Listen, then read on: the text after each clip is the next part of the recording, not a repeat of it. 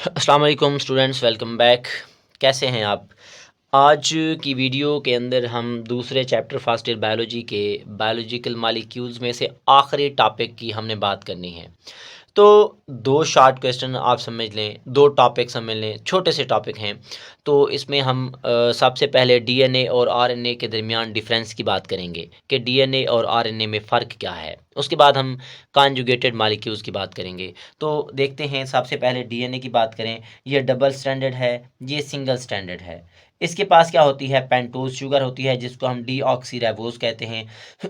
इसके पास भी pentose sugar होती है, लेकिन उसको हम राइबोज कहते हैं।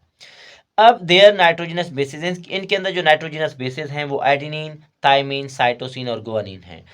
इनके अंदर मतलब आरएनए के अंदर जो नाइट्रोजनस बेसिस हैं वो एडेनिन, यूरासिल, गुआनिन और साइटोसिन हैं। फ़र्क थोड़ा सा है, इसके पास थायमिन होती है, इसके पास थायमिन नहीं होती। इसके पास यूरासिल होती है, इसके पास यूरासिल नहीं होती। It is present in nucleus, chloroplast and mitochondria. ये जो है न्यूक्लियस के अंदर सबसे ज़्यादा पाया जाता है। उसके बाद क्लोरोप्लास्ट में भी मौजूद होता है और माइटोकॉन्ड्रिया के अंदर भी मौजूद होता है। लेकिन जो आरएनए है ये न्यूक्लियस के अंदर भी पाया जाता है और साइटोप्लाज्म में भी मौजूद होता है। It is an hereditary material, ये विरासती मादा है। It is involve in synthesis of protein, ये सिंथेसिस ऑफ प्रोटीन में हिस्सा लेता है। अब अगर इसकी बात की जाए, synthesis of DNA is called replication. तो डीएनए की तैयारी को हम कहते हैं डीएनए रेप्लिकेशन, और आरएनए की सिंथेसिस को हम कहते हैं ट्रांसक्रिप्शन। ये हमारे पास छोटा सा आसान सा टॉपिक है। तो आप लोग ऐसे याद करेंगे तो इंशाल्लाह आप लोगों के नंबर नहीं कटेंगे। अब इसके बाद हम बात करते हैं, लास्ट हमारे पास शॉर्ट क्वेश्चन है छोटा सा और इम्पॉर्टेंट भी है, कि हमारे पास कॉन्जुगेटेड मॉलिक्यूल्स क्या होते हैं।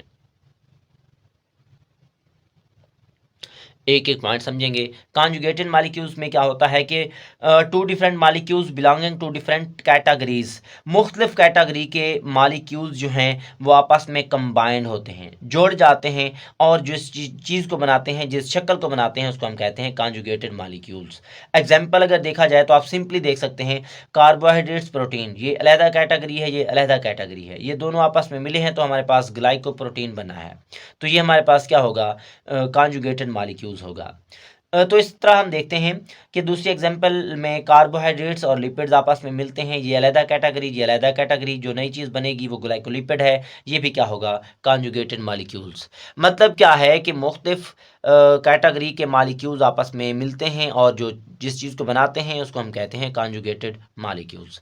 अब इसकी इम्पॉर्टेंस देखी जाए, अहमियत देखी जाए, तो मोस्ट ऑफ सेल सेक्रेशंस और ग्लाइकोप्रोटीन, बहुत सारी जो सेल की सेक्रेशंस होती हैं, रतूबतें होती हैं, जैसे कि हार्मोन्स हो गए, वो क्या होते हैं? ग्लाइकोप्रोटीन्स होते हैं। ये इंतहाई इंपॉर्टेंट मारूजी है। Glycolipids and glycoproteins are structural components of cell membrane.